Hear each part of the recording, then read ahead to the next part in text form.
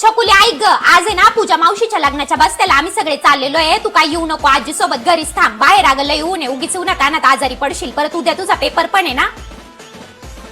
आणि ऐक ग, त्या म्हातारीला काय त्रास देऊ नको. येताना मी तुझ्यासाठी आईस्क्रीम आणेल बर का. अगं आपलं पण काय काम एवढ्या उन्हात आणायचं, करतील ते त्यांचा बसता. अहो असं कसं, आता त्यांनी बोलवलंय म्हटलं जावं तर लागल ना. ते काय नाही, मी येते आवरून, तुम्ही पण घ्या आवरून लवकर.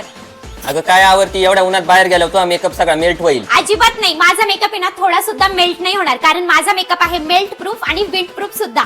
तर आज मी माझा नो मेल्ट मेकअप करणार आहे, तेही फेसेस कॅनडाचे फक्त 3 प्रोडक्ट वापरून. ते कसं तर चला बघू. सगळ्यात आधी मी रेडी व्हायला सुरुवात करते ते फेसेस कॅनडाच्या रोज गोल्ड स्ट्रोब क्रीमने, जे तुम्हाला देते डीप हायड्रेशन, ज्याने उन्हात सुद्धा स्किनवर ड्राय लुक दिसत नाही. त्यानंतर मी अप्लाय केलं फेसेस कॅनडाचं 3-in-1 हायड्रा मॅट फाउंडेशन, ज्यामध्ये मी मिक्स केली स्ट्रोब क्रीम, ज्याने तयार होतो माझा secret to airbrush finish, जो आहे मॅट पण वेट टू ग्लोईंग लुक. हे फाउंडेशन तुम्हाला मिळून देते 24 तास हायड्रेशन आणि बिल्डेबल कव्हरेज. त्यानंतर मी अप्लाय केली फेसेस कॅनडाची comfy matte wow lipstick coco crush shade.